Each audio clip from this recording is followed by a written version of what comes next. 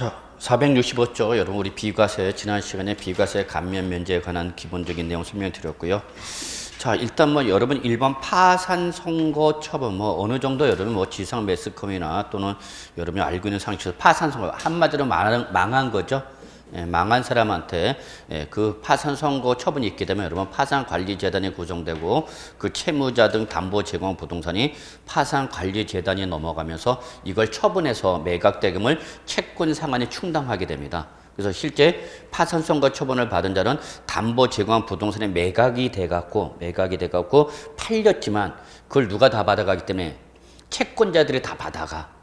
그러니까 실제 채무자인 양도자는 받는 금액이 있어 없어? 없어. 그래서 이 사람한테 한마디로 말해서 여러분 어렵게 생각하지 마시고 돈 없어서 파산 선고 받은 사람한테 양도소득세 때리겠다 안 때리겠다? 안 때리겠다 그 얘기 여러분. 그렇게만 이해하시면 돼요 여러분. 망한 사람한테 뭘 세금을 때리겠어? 망해봤어요 여러분? 파산 선고 처분 받으면 여러분 은행에서는 적색 거래처라 해갖고 여러분 빨간 리스트에 올라가. 그래서 신용조회를 하면 파산 선고 처분자라고 빨간 글씨 나와. 그래서 제가 은행에 있을 때 실무에서 이걸 뭐라 했냐면 적색 거래처라 그랬어. 그럼 적색 거래처가 되면 은행과 거래를 못해. 금융기관과. 한마디로 말해서 여러분 우리 법률상 민법에서 법률상 무능력자 제도 배우셨죠? 그게 또 뭐냐고. 니꺼나 해라 이 스키야. 민법에서 법률상 무능력 제도 배운 게 여러분이 바로 의사 무능력자, 행위 무능력자 들었을 텐데 하긴 뭐 세법만 기억 안 나는 건 아니야. 다 기억 안 나지. 그렇죠 여러분. 그래서 뭐 의사 무능력자로서 여러분 가장 대표적인 것이 뭐였어요 여러분? 만취자. 한 글자로 뭐? 개. 또 뭐가 있어요 여러분? 유아. 이런 것이 제정신이다 제정신이 아니야. 제정신이 아니잖아 개가 되면은. 그래서 우리나라는 정말 음주 문화에 대해서 관대한 나라입니다. 술 먹고 했다고 그러면 이해를 해주고 용서를 해줘. 우리나라는 희한해 했던.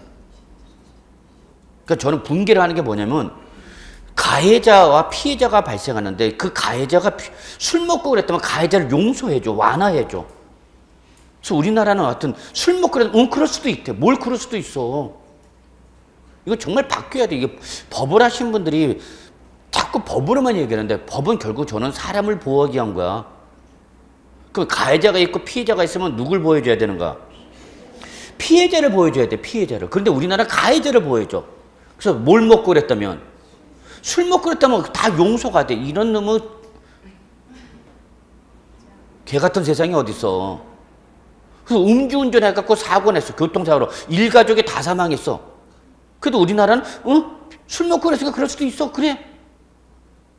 이거 더 엄격히 더 규제해야 되는 건데 술 먹고 그랬다면 제정신 하에서 그런 것이 아니기 때문에 심신이 미약한 상태돼. 개뿔 같은 소리 하겠네. 그래서 이 법 판결 나는 거 보면 우리 법 감정하고는 너무나 다른 게 많죠. 그래서 법을 하는 사람들은 그들만의 세계에서 살고 있어요. 조금 그건 잘못되지 않았나. 하여튼 그래요. 두 번째 다음 페이지 넘어갑시다. 2번 동그라미 치세요. 농지. 항상 여러분 농지가 나면 세법상 우대 대상 규제 대상 우대. 그러니까 세법상 우대라는 것은 세의 부담을 어떻게 하는가? 무겁게 하는가? 가볍게 주는가? 가볍게. 그런 기본 취지를 잘 생각하셔야 돼요 여러분. 그래 나중에 모르는 문제가 나와도 찍을 수가 있어. 역시 시험에 합격하려면 찍은 문제가 맞아줘야 돼요 여러분. 진짜입니다 여러분. 2017년도 합격자 중에 우리 본화원생교도 학계론을 거의 포기하다시피 했던 친구가 있어요. 특히 계산 문제는 자기는 버리라 그랬어. 버린다. 아예 접근 안 했어. 얘는 진짜 극단적인 모험을 선택한 건데 6문제 찍었는데 4문제가 맞았어. 계산 문제 6문제에서 4문제 6문제 다 찍었는데 4문제가 맞아. 그래서 얘가 학계론 합격하고 최종 합격 처리가 됐어. 2주 전에도 저 음료수 들고 와갖고 저한테 하여튼 합격했다고 인사하러 왔더라고. 그런 극단적인 모험은 피하라 하지 말라고 그러는데 하여튼 그건 자기 운빨이지 뭐. 그래서 새해를 맞이해서 여러분 꼭 한번 사주팔자 한번 봐보셔갖고 공인중개사 5글자 있는지 요거부터 좀 확인하시고요. 내년 2018년은 황금 누렁이 해랍니다. 자, 그래서 여러분 조금 이제 정신이 맑아졌나요?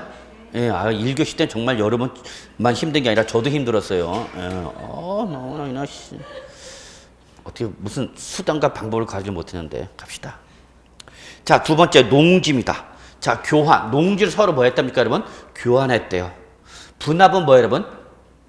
분합은 한 1필지를 2개로 분할하거나 2개 이상의 필지를 한 필지로 합치는 걸 바로 합병을 하죠. 그래서 분할은 나누는 거, 합병은 뭉치는 거. 그걸 합해서 뭐라는가? 분합.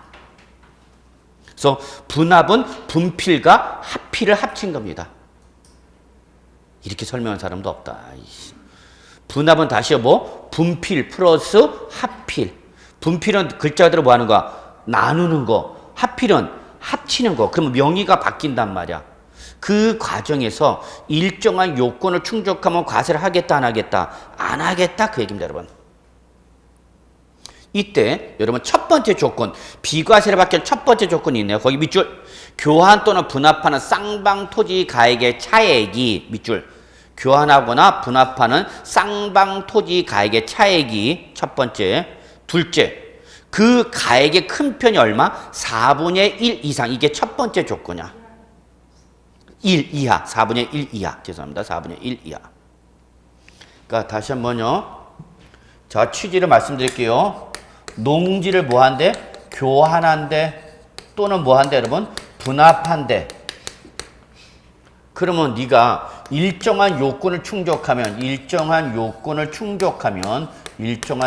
충족하면은 양도소득세 과세를 하겠다, 안 하겠다? 안 하겠다, 그 얘기예요, 여러분. 양도소득세를 과세를 안 하겠다. 이걸 우리 뭐라 표현한 거예요, 여러분? 과세를 하지 않겠다. 이걸 뭐라 표현한 거야? 비과세라고 표현한 거죠. 그래서 여러분은 요게 중요한 거죠, 시험에서는.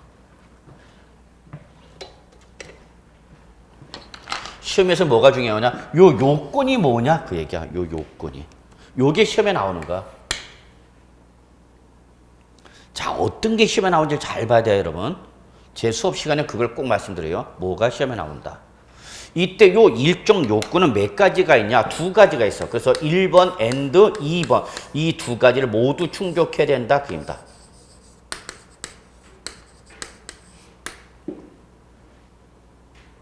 이 일정한 요건은 뭐를 말하냐? 2가지 요건을 모두 충족하여야 한다. 그 얘기입니다. 이때 and 개념입니다, 여러분. 1번과 2번은 동시 충족입니다. 선택적 규정이 아니라 중첩적 규정. 1번 and 2번 모두 충족. 그러면 첫 번째 조건이 뭐냐면 교환하거나 분합하는 쌍방토지 가액의 차액이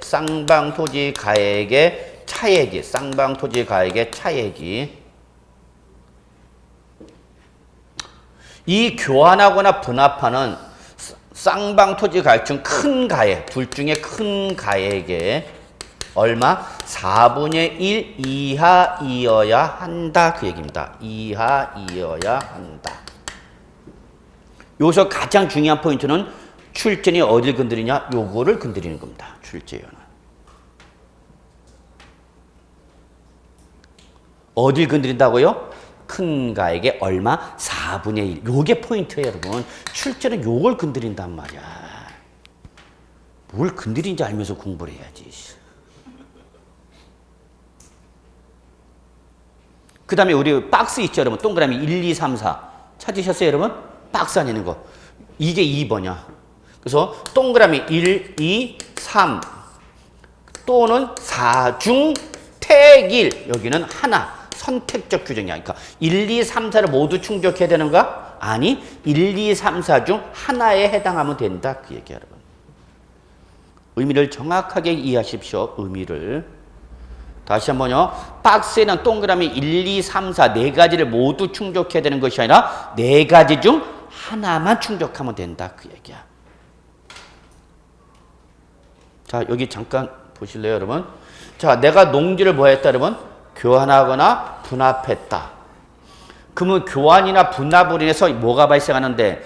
양도 차익이 발생하는데 그 양도 차익 발생에 따라 일정한 요건을 충족하면 과세를 하겠다고요? 안 하겠다고요? 안 하겠다. 요걸 뭐라고 표현한 거예요, 여러분? 비과세라고 표현한 거죠. 그러면 시험에는 뭐가 나오냐? 이 비과세를 받기 위한 요건이 시험에 나옵니다. 그 얘기야. 근데 이 요건은 몇 가지다, 여러분? 두 가지다. 그 얘기죠. 두 가지를 모두 뭐 해야 된다? 충족해야 된다. 이 중에서 가장 시험에 나오면 출전이 건드리는 게 뭐냐? 교환하거나 분합하는 쌍방토지가액의 차액이 둘 중에 무슨 가액? 큰 가액이 얼마야 된다, 여러분? 4분의 1 이하여야 한다. 그러면 여러분, 요 첫 번째 조건은 뭐를 말하냐면 교환하거나 분합하는 쌍방토지 가액의 차익이 커야 된다는 얘기야? 작아야 된다는 얘기야? 쌍방토지 가액의 차익이 커야 된다? 작아야 된다? 작아야 된다는 얘기야. 얼마 정도로 작아야 된다고? 4분의 2 이하로 작아야 된다는 얘기야. 그러니까 한마디로 말해서 여러분, 요거는 뭐냐면 가격 조건인데 가격이 어떠한 것끼리? 비슷한 것끼리 하는 얘기야. 요거를 우리 사자성어로 뭐라 하냐면 유유상종이라 하죠. 비슷한, 결혼도 그래. 비슷한 사람끼리 만나서 결혼하는 게 제일 좋아. 서민과 재벌이 만나서 결혼했다, 여러분? 그 오래 못 가요. 서로 사고방식이 달라. 재벌은 재벌들이 보는 시각이 있고, 서민은 서민들이 보는 시각이 있어. 그게 살다 보면 잘 안 맞아져. 그래서 내가 서민하고 결혼을 못 하는 거 아니야.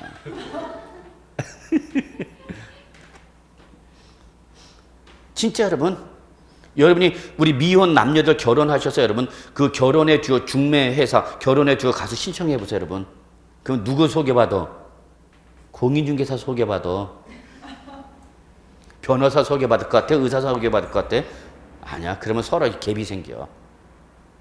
그래서 이게 제일 중요해요, 여러분. 교환하거나 분합하는 쌍방토지 가격 차이 큰 가격이 얼마 된다, 여러분?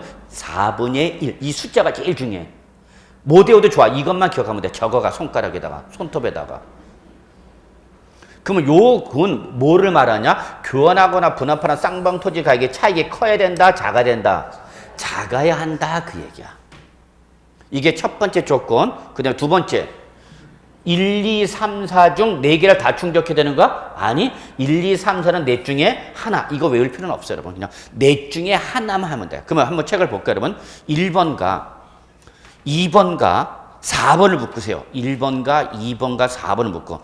책 규정대로 하면 1번과 2번과 4번을 묶어야 되는데 시험은 3번이 중요합니다. 3번이 별표요. 3번에다가. 절대 1, 2, 3, 4 중에서 여러분 출전이 건드리는 건 몇 번을 건드린다? 3번을 건드려. 까불고 있어요. 그러면 1번과 2번과 4번을 먼저 볼게요. 자, 1번, 2번을 보시면 여러분 묶어. 다 1번과 2번은 누가 갭되냐? 국가나 지방자치단체가 이 말이 주어야. 이게 포인트야. 그래서 1번과 2번은 다 누가 개입다? 국가나 지방자치단체가 개입된 거. 한마디로 정부가 개입된 거. 정부 적어놔. 묶어놓고 국가나 지방자치단체는 정부를 말하고 정부가 시행하는 여기 1번은 밑줄 시행하는 사업이야. 시행. 하는 사업으로 인하여 교환 또는 분합하는 농지거나 2번은 여러분 국가나 지방자치단체 즉 정부가 밑줄 소유하는 농지야. 이런 특징을 잘 잡으셔야 돼요. 그 다음에 D급 4번 보세요. 4번. 여기는 밑줄 농어촌 정비법 등 저 법률, 법이 개입된가 법률이 한 경우. 그럼 여러분 1번과 2번과 4번의 공통점은 누가 개입되거나 정부가 개입되거나 법률에 의해서 교환 또는 분합하는 경우. 그래서 여러분 1번, 2번, 4번은 다 교환 또는 분합이야. 밑줄 교환 또는 분합, 교환 또는 분합. 4번도 교환 또는 분합. 찾으셨어요, 여러분? 예. 근데 시험에는 뭐가 나온다고요? 3번이 나온다고요. 자, 3번을 보세요. 3번의 가장 중요한 특징 밑줄 경작상 필요. 이 말이 중요한 거야. 밑줄 쳤어요, 여러분? 경작상 필요. 그리고 꼭 적어놓으세요. 여기서 경작상 필요는 뭐를 말하냐? 이거는 여러분 정부나 법률의 개입이 이씨 없이야. 이게 가장 중요한 특징이야. 그래서 시험은 얘가 나와. 출제는 이거 물어봐. 그래서 경작상 필요한 것은 국가라는 정부 등이나 법률의 개입이 이씨 없이 법률 개입 없이 요거는 뭐를 말하냐? 농지 소유자의 자발적인 의사 하에서 이루어지는 겁니다.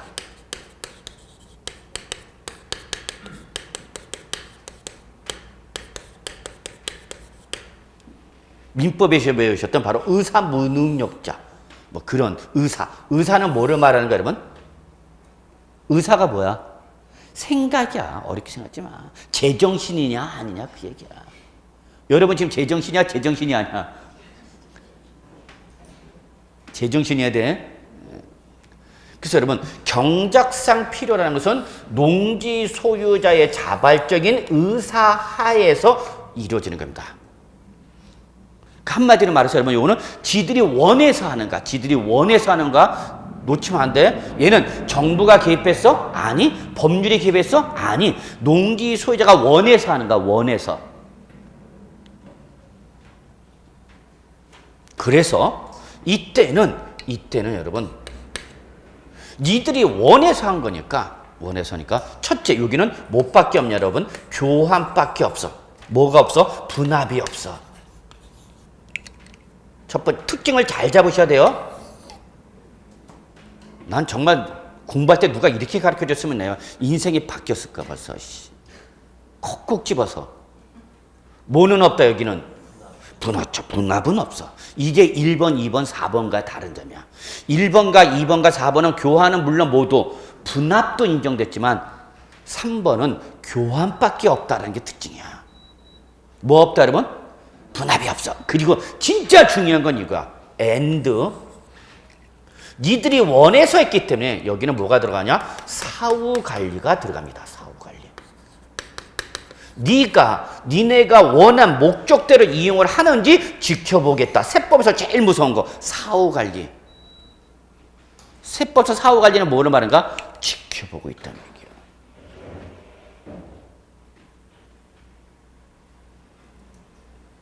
여러분의 수업 태도를 제가 항상 지켜봐요. 이렇게. 그래서 여러분의 표정이 이해를 하는 표정이 빨리 넘어가는 거 이해를 못하고 계속 이상한 그윽한 눈길을 쳐다보면 난 진도를 못 나가. 그래서 제발 눈빛 좀 관리 좀 해주세요. 그래서 아니요 진짜 여러분 강의를 제가 편하게 하는 방법은 딱 하나입니다. 선생님들이 강의 편하게 하는 방법은 뭔지 아세요? 여러분 표정을 안 보면 돼요. 진짜 여러분 표정을 안 보고 그냥 편하게 목에 힘줄 필요도 없고 그냥 나 혼자 떠들다 가면 그게 제일 편해요 여러분. 제 입장에서는. 근데 저는 마음이 열어서 그러지 못해요. 나만을 위하면 그렇게 하면 돼요 여러분. 그래서 여러분 여기는 뭐밖에 없다? 뭐가 없다고요? 분합이 없다고요. 이런 차이점을 잘 보셔야 돼요. 출전도 정말 이런 거 갖고 장난친단 말이야. 그리고 여기는 뭐 한다? 눈을 뜨고 지켜본다. 사후관리. 그래서 세법에서 사후관리는 몇 년이냐? 3년간 지켜본다. 3년간. 그래서 밑줄. 교환에 의하여 새로이 취득하는 농지를 3년 이상 제촌 작용하는 경우에 한한다. 이게 바로 사후관리야. 그래서 이걸 물어봐. 몇 년을 3년이나 동그라미 쳐야 되는 거야. 이걸 잘 봐야 되는 거야. 출전에 건드린 데를 잘 보더란 말이야.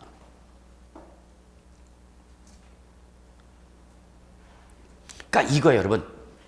자, 갑과 을이 지나가다가 만났어.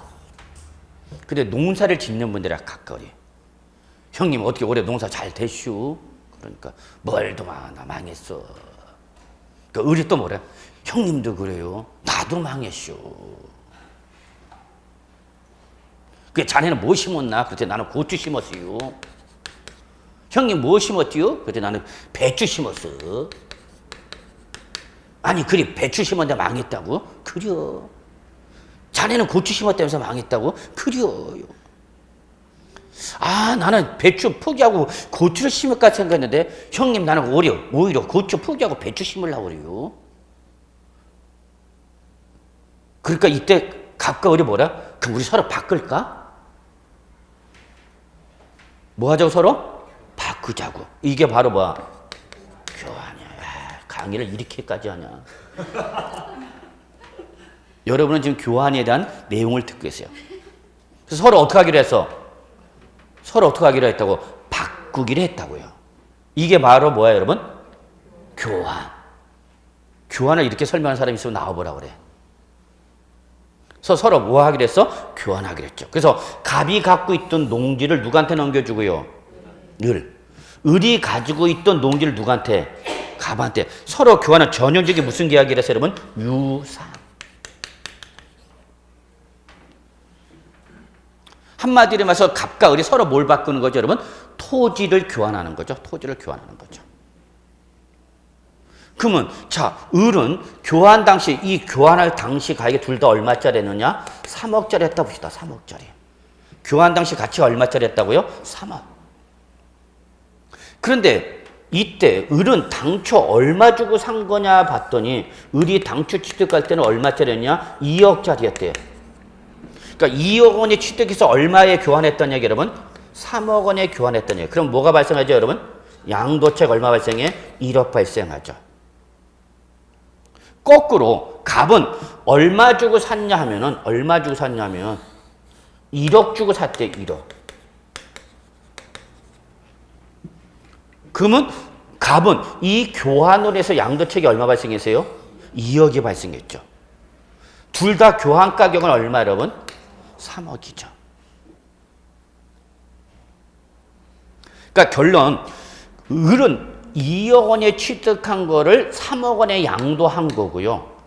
갑은 얼마에 취득한 걸 1억 원에 취득해서 얼마 양도했다는 얘기야? 3억 원에 양도했다는 얘기야. 그럼 둘 다 양도 차익이 발생하는데 갑은 양도 차익이 얼마 나오고 2억, 을은 얼마 나오고 1억. 그러면 여기 대해서 뭐가 가셔야 되는가? 둘 다 뭐가 가셔야 되는가? 양도 소득세를 과세하겠다는 얘기야. 이해하셨어요? 여기까지? 이해해야 돼? 네. 근데 이때 둘 다 뭐가 부과되는데 양도소득세가 부과돼야 되는 게 원칙인데 요 요건을 충족하면 과세를 하겠다 안 하겠다? 안 하겠다 그 얘기입니다. 서로 농지를 교환하다 보니까 뭐가 발생한다고 여러분? 양도 차익이 발생해요. 양도 차익은 취득가에서 양도가, 여기도 취득가에서 양도가. 이때 양도가 무슨 가격이요? 교환 가격이 되는 거죠. 그래서 둘 다 양도 차익이 발생한다는 얘기죠. 그러면 둘 다 갑과 을한테 뭘 때려야 되는데? 양도소득세를 과세하는데 일정한 요건을 충족하면 과세를 하겠다 안 하겠다? 안 하겠다. 그 첫 번째 조건이 교환 또는 분합하는 쌍방토지 가격의 차익의 큰 가격이 얼마 된다 여러분? 4분의 1 이하이어야 한다라는 첫 번째 조건. 둘째, 국가나 지방자치단체 또는 지방자치단체 조합이나 농어촌 정비법 등 관련 법률에 의해서 교환하거나 분합하는 경우라든지 또는 이러한 국가나 법률의 개입 이시 없이 둘 다 농지 소유자의 자발적인 의사하에서 뭐 하는 경우 여기는 뭐밖에 없어? 교환. 뭐가 없다? 분합이 없다. 그리고 여기는 뭐가 들어간다? 그 대신 사후관리. 몇 년 이상을 새로운 농지, 교환위에서 취득한 새로운 농지, 신농지에서 몇 년 이상을 3년 이상을 뭐 해야 된다 여러분? 제촌 작용하여야 한다 그 얘기입니다. 이게 사후관리입니다. 여기서 사후관리에서 제일 중요한 건 3년이 제일 중요합니다.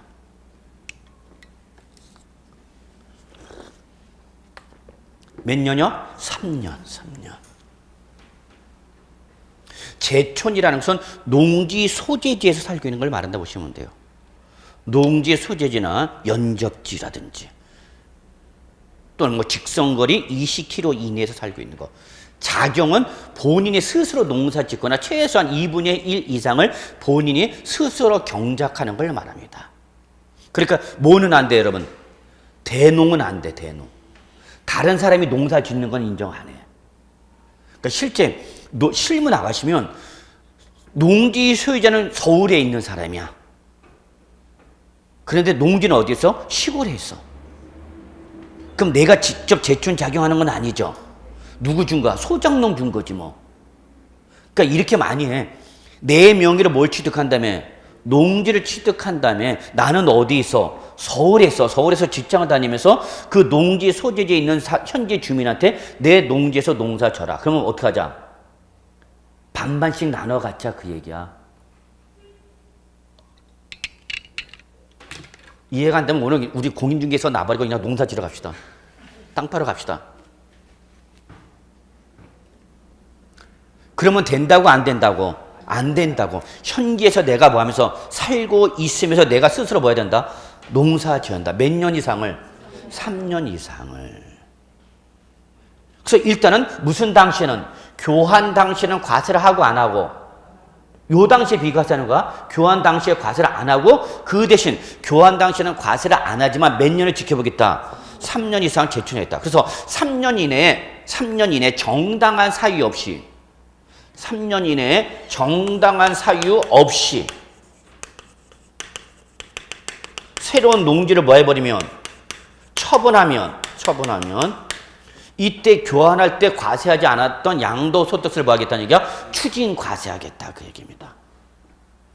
그래서 일단은 뭐부터 해주는 거고 교환할 때? 비과세 먼저 해주고 그 대신 몇 년을 지켜보면 3년을 지켜봐. 그래서 3년 동안 어떡하라? 네가 직접 농사 져라. 3년 이내에 정당한 사유 없이 처분하면은 이때 양도세 과세를 하지 않았던 거 뭐 하겠다? 추징 들어가겠다. 이게 바로 뭐냐면 농지의 교환과 분합에 대한 비과세 요건입니다. 자, 그러면 여기서 제일 중요한 게 뭐랬죠, 여러분? 교환하거나 분합하는 쌍방 토지 가격의 차익의 큰 가격이 얼마 된다, 여러분? 4분의 이제 요거 하나만 더 하고 마무리 짓게요. 자, 이때 예를 들어서 이렇게 둘 다 가격이 일치가 되면 좋은데 현실적으로 일치가 되는 경우는 거의 드물어요. 왜? 토지는 각자마다 뭐가 있으니까. 여러분 학개론에서 여러분 그 토지의 물리적 특성 배우셨죠? 그 토지의 물리적 특성에서 파생되는 파생 원칙까지 배우셨죠?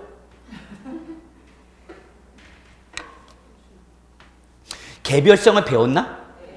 응. 한마디로 토지는 물리적으로 동일한 토지는 있다고요? 없다고요? 없다. 이걸 바로 뭐라는 거예요, 여러분? 개별성이죠. 이 개별성을 위해서 파생되는 대표적인 특징 중에 하나가 바로 뭐냐? 일물일가의 법칙이 성립이 안 된다. 이런 말 들어봤나? 이거 들어본 거 기억나? 야, 세법을 강의해서 이렇게까지 하는 사람이 있어. 나오라 그래요, 봐라. 토지는 개별성으로 인해서 시장에서 일물일가 법칙이 성립이 안 된다고. 더 이상 안 들어갈게. 일물일가 법칙이 뭔지는 다 아실 거고. 그래서 딱 토지 가치가 일치가 되는 경우가 있다, 없다? 없어. 그래서 뭐가 발생할 수밖에 없어? 차액이 발생할 수밖에 없어. 근데 그 차액이 커야 된다, 작아야 된다? 작아야 된다. 한마디로 어떤 거? 가격대가 비슷한 것끼리 교환해야 된다는 얘기야. 오케이? 예. 그럼 예를 들어서 갑의 농지가 있고 을의 농지가 있는데 갑은 1억짜리고 갑은 3억짜리야. 근데 을은 얼마짜리인가 봤더니 얼마냐? 2억 5천만 원짜리 돼. 일치가 돼, 안 돼? 안 되는 게 정상적인 거야. 안 되는 게 정상적인 이유는 뭐다고 여러분? 개별성.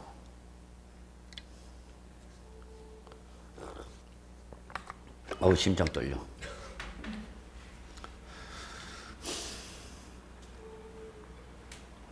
그러면 두 가액의 차익은 얼마, 여러분? 5천만 원. 그럼 이 차익이 둘 중에 어떤 거? 큰 거. 얼마짜리야? 3억. 3억 원이 얼마? 4분의 4분의 1은 비율로 한 사람 몇 프로야? 25%. 그러면 3억 원에 20%, 25%죠, 여러분? 그러면 3, 2, 6, 3, 5, 10 얼마? 7,500만 원보다도 얘가 커, 작어? 작어. 그러면 이는 비과세 받을 수 있는 조건 충족했어, 못했어? 했어. 오케이? 그런데 만약에 의뢰 농지 가액이 2억 5천만 원이 아니라 2억 원이었다고 가정해 봅시다. 얼마요? 2억 원이라고 가정해 봅시다. 여기는 얼마짜리였는데 2억 5천, 지금 얼마 여러분? 2억. 그럼 차액은 얼마 여러분? 예, 차액은 1억이 되네요. 큰 가액, 둘 중에 역시 큰 가액은 얼마짜리야? 3억 원이 얼마? 4분의 1 얼마? 7,500만 원. 얘가 뭐였죠 여러분? 초과하고 있죠, 차액이. 그러면 이때는 비과세를 받는다 못 받는다? 못 받는다, 그 얘기입니다. 그러니까 여러분 공부를 하실 때 이거를 맨날 쳐다만 보고 있으면 절대 여러분께 안 됩니다. 책을 쳐다만 보고 있으면 절대 여러분께 안 된다고. 생각을 해야 된다고, 생각을. 왜 이런 게 있는가, 뭘 얘기하는가를 자꾸 생각하려는데 생각을 하기가 싫어. 그냥 딱 봐서 이해가 되면 오케이, 안 되면 아예 모르겠다. 근데 세법은 그런 규정이 없어요. 딱 봐서 이해가 되는 규정은 없어요. 세법만 그래, 다른 거면 다 똑같아. 그래서 솔직히 말씀드려갖고 저는 이렇게 생각해요. 내가 이걸 딱 봤는데 뭔 소리지, 난 도저히 이해가 안 돼. 선생이 뭐라고 지저대는데도 난 하나도 못 알아듣겠고 책을 보는데도 하나도 못 알아듣겠어. 그러면 포기하는 게 나아요. 인생 다른 방향 즐겨. 저는 그렇게 하고 싶어요. 뭐 공인중개사 목숨 걸 이유는 저는 없다고 봐요. 그러니까 본인이 딱 책을 봐갖고 내가 이해가 되는 대로 정리가 되면은 와 닿는 거고, 나는 아무리 선생의 땀 삐지 흘려가면서 그림을 그리고 이 목소리를 지저대고 했는데 나 못 알아듣겠어. 그러면 첫째, 원인은 저한테 있는 거고 어쨌건 설명을 못했다는 얘기고, 둘째, 꼭 저한테만 있는 건 아니다. 왜? 다른 사람도 이해는 하더라. 다른 사람은 알아듣더라. 그러면 나한테도 뭔가 원인이 있겠구나. 아시죠? 국가고시 여러분, 공인중개사는. 근데 이 현상은 여러분, 못 알아듣는 현상은 여러분만 발생하는 것이 아니라 누구나 여러분보다 앞서서 합격하신 분들 다 이런 현상이 발생, 못 알아듣겠다고. 다만 그 과정을 어떻게 해서 자꾸 뭐 하면서 보고 반복하면서 정리를 해야 보니까 합격을 하는 거지. 합격하신 분들한테 너는 한 번에 딱 들었을 때 다 알아들었냐? 그런 사람도 없어요, 여러분. 그러니까 지금 이런 개념이다 설명 들으시고요. 못 알아들어도 난 못 알아듣겠다. 괜찮아. 다음에 다시 보면 또 좀 알아듣는 면이 넓어지고요. 다음에 또 보면 또 넓어져. 그러니까 점점 반복할수록 넓어져. 그래서 여러분 시험본을 그날까지 버티면 여러분 합격하는 거고, 나는 못 알아듣겠다. 그래서 딴 놈 찾으러 가자. 딴 놈 찾아갖고 성공한 케이스는 없어. 이놈한테 성공을 못한 놈이 딴 놈한테 가서 성공하겠냐.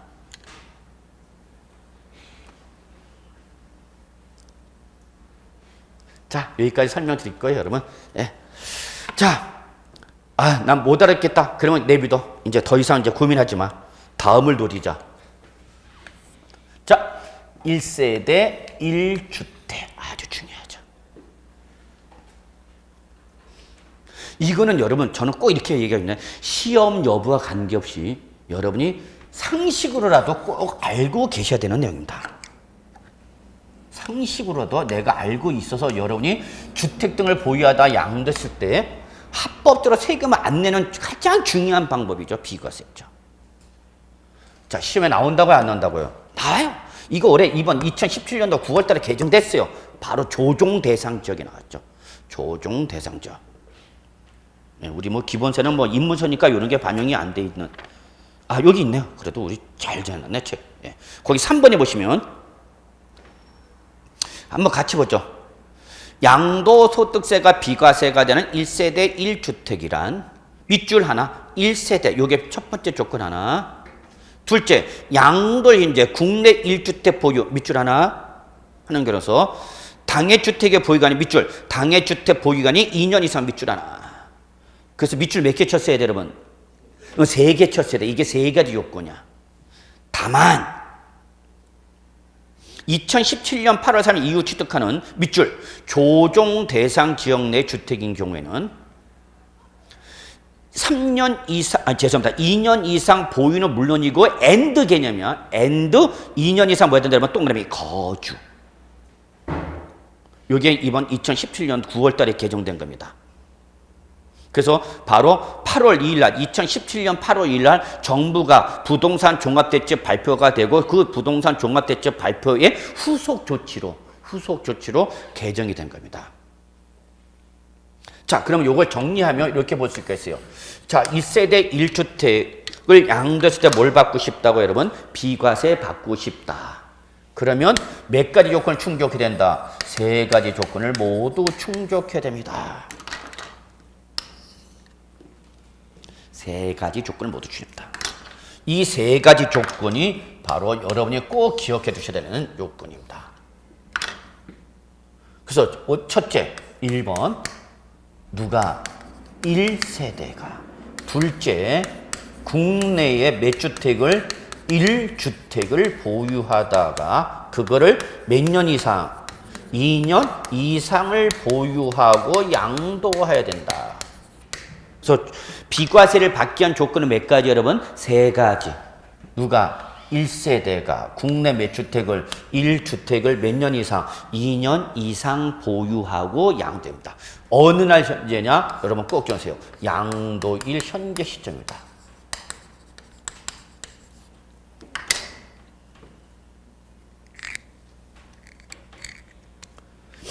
양도일 현재 시점에서 비과세. 이 세 가지 조건을 모두 충족해야 됩니다.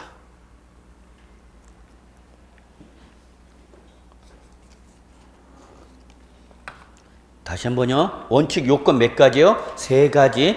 누가? 1세대가 어디에? 국내야. 요거 의미를 놓치면 안 돼. 즉 국내에, 즉 주택을 비과세 받을 때 그 주택은 어디 있어야 되는 거예요? 국내 것만 비과세 받는 거야. 그러니까 국외는 국외 주택은 어디에 있다고 여러분? 국외. 나는 국내에만 있는 게 아니라 국외에도 있대. 얘는 무조건 과세죠. 무조건 과세야. 국외에 있는 주택 양도했다면 비과세 적용할 여지가 있다고 없다고? 없다고. 근데 주의할 사항은 주택수를 계산할 때 1주택이냐 주택수를 계산할 때는 이 국외 주택은 포함한다, 제외한다? 제외합니다, 여러분. 주택수에 잡지 말라고. 이걸 꼭 적어놔. 시험 여기까지 나와, 요즘. 최근에 여기까지 나와. 그래서 국내 주택의 개념을 이해를 하는지 여러분한테 이렇게 물어보죠. 그래서 어디에 있는 주택은 여러분? 국외에 있는 주택은 묻지 마. 무조건 뭐다고 여러분? 국외에 있는 주택은 무조건 뭐다고? 과세야. 무조건 과세. 비과세가 적용될 여지가 없어. 그 다음 둘째. 주택수를 계산할 때 너 몇 주택을 갖고 있냐라는 주택수를 계산할 때는 포함하라, 제외하라? 제외하라. 세 번째 조건 몇 년 이상 보입니까, 여러분? 2년 이상을 보유하십니다. 여기서 절대 놓치면 안 되죠. 여기서 그냥 보유라는 것은 그 당의 자산을 뭐 한 날로부터 여러분? 취득한 날로부터 뭐 할 때까지? 양도할 때까지 기간이 몇 년 이상만 나오면 된다는 얘기 여러분? 2년 이상이면 된다 그 얘기입니다. 취득한 날로부터 양도일까지 기간이 바로 2년 이상만 나오면 된다. 그러면 여기서 2년 이상만 보유하면 된다는 것은 다른 말로 말하면 거주는 비과세 요건이다 아니다? 거주는 비과세 요건이다 아니다? 아니다는 얘기입니다. 아니다. 거주는. 그냥 보유했으면 되는 거야. 거주는 뭐를 말하는 거야? 그러면 살고 있는 걸 말하는 거야. 그러니까 살고 있어야 할 걸 요구한다고?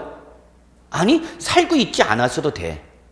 그래서 원칙, 거주는 비과세 요건인데 아닌데 아니야. 그냥 뭐만 하면 된다고? 취득해서 양도까지 기간이 몇 년 이상만 나면 된다고? 2년 이상만 보유하면 된다고. 그래서 거주는 비과세 요건인데 아닌데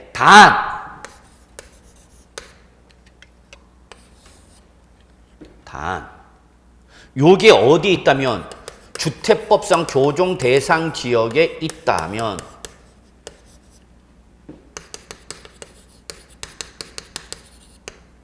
그게 어디 있는 거라면 요거는 여러분 어디서 배우셔요? 조정 대상 지역은 여러분이 어디서 배우시냐? 주택법에서 배우십니다. 공법 시간에 들었어요? 아직 안 들었어? 들었어? 공법 시간에? 응. 2017년 8월 2일 날 발표가 되면서 새로운 개념이 등장했는데 그 새로운 등장한 개념이 바로 뭐냐? 조정 대상 지역입니다. 조정 지역. 그래서 이 조정 지역, 조정 대상 지역이 이게 혼합해서 사용하고 있어요. 그래서 어떤 분은 조정 대상 지역이라고 어떤 분은 조정 지역 이렇게 표현하는데 이거는 어디서 나온다고? 주택법에서. 그래서 2017년 8월 2일 날 부동산 종합대책이 보면서 자, 이걸 해야 되냐 말아야 되냐. 소득세법상 소득세법에 무슨 지역이냐면 투기 지정 지역이 있고요.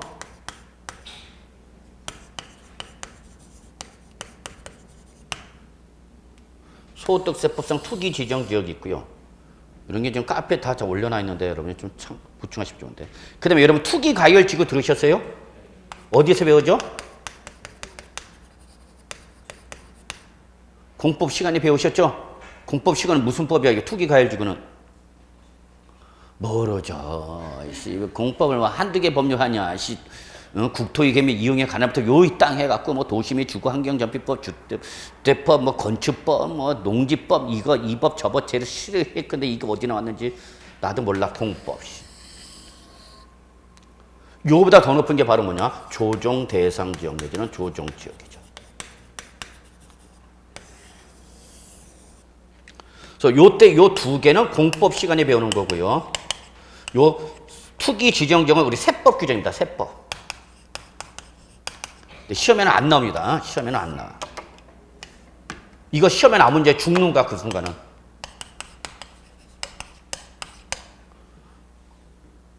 왜 안 나오냐? 일단은 현재 소득세법상 투기 지정 지역은 지금 없어요. 다 해제가 된 상태입니다. 박근혜 정부에서 마지막 남아있던 투기 지정 지역이 되냐? 여러분 잘 아시는 3구. 서울특별시 3대 지역, 3구 어디야? 서초구, 송파구, 강남구 이게 지정 해제가 돼서 그 현재 지금 소득세법상 투기 지정 지역은 없어요. 근데 언제든지 소득세법상 기획재정부 장관은 위원회를 열어서 국토교통부 장관의 건의를 받아서 투기 지정 지역을 뭐 할 수 있다? 지정할 수 있습니다. 어쨌거나 투기 지정 지역이 있고 뭐가 있고 여러분? 투기 가열지구가 있고 그보다 더 넓은 게 뭐다 여러분? 조정 대상 지역 2017년. 그래서 이 주택이 어디 있다면 조정 대상 지역에 소재한 주택일 때는 이때는 중요사항 몇 년 이상은 물론이고 2년 이상 보이는 엔드야. 엔드. 이거는 물론이고 엔드 하나가 더 들어온다는 얘기야. 몇 년 이상을 2년 이상을 뭐 해야 된다 그러면 거주하여야 한다. 요게 추가되는 거야.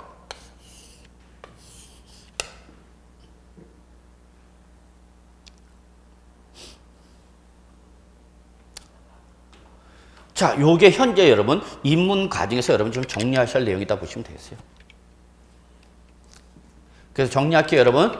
내가 뭘 양도했어요, 지금? 뭘 양도했어요? 주택. 그러면 상가, 토지, 공장, 건물, 상가, 건물 양도 무조건 뭐라는 얘기예요, 여러분? 과세야. 비과세는 양도 목적을 뭐 해야 돼, 일단은?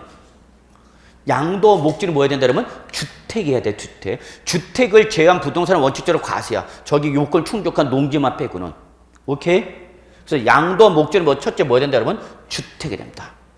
이 주택을 양도했을 때 뭘 받으려면 비과세를 받으려면 조건을 충족해야 되는데 이 조건이 몇 가지다 그러면 세 가지. 첫째 뭐 1세대가, 둘째 국내 매출택을 1주택을 보여야 되고, 셋째 몇 년 이상을 2년 이상을 보여야 된다. 이걸 어느 현재 양도의 현재 시점에서. 그래서 원칙은 몇 년 이상만 보유하면 된다. 2년 이상만 보유하면 된다. 그런데 그러다 보니까 뭐는 거주는 비과세 요건이 아니지만 그게 어디 있다면 주택법상 조정지역에 있는 주택일 때는 2년 이상 보유는 물론 엔드 2년 이상 보유는 물론 엔드 몇 년 이상을 2년 이상을 뭐 된다 그러면 거주한다. 여기서 2년 이상 거주를 누구를 말하는 거야 그러면 정하나 실수요자만 해주겠다.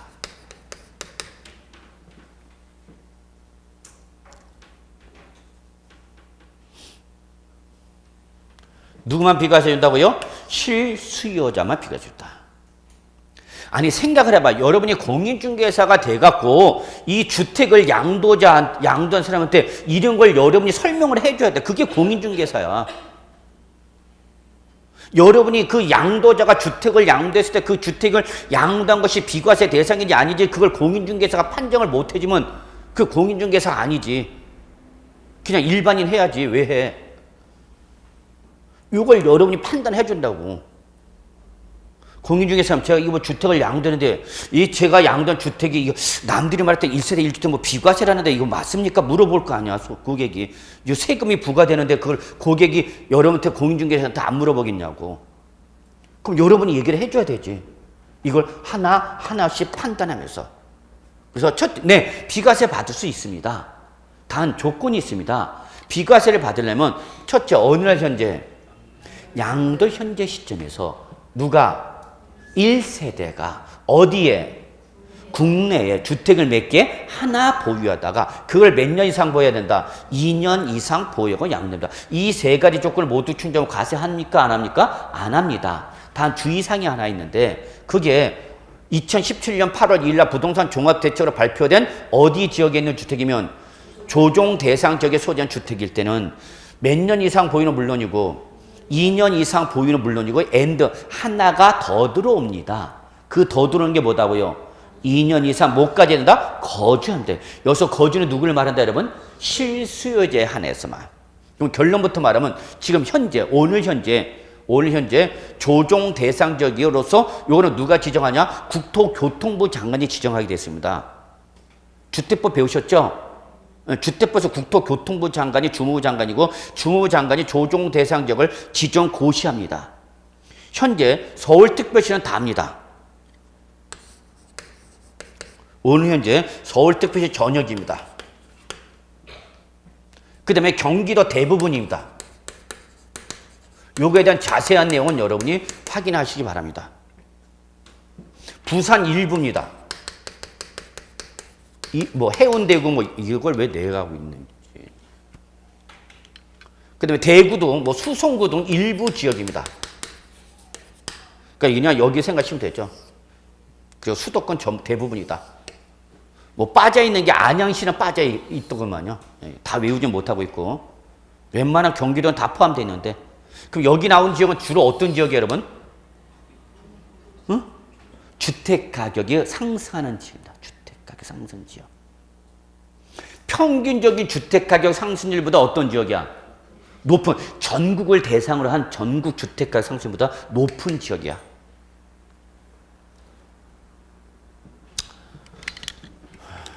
자, 일단 여기까지 하고 좀 쉽시다.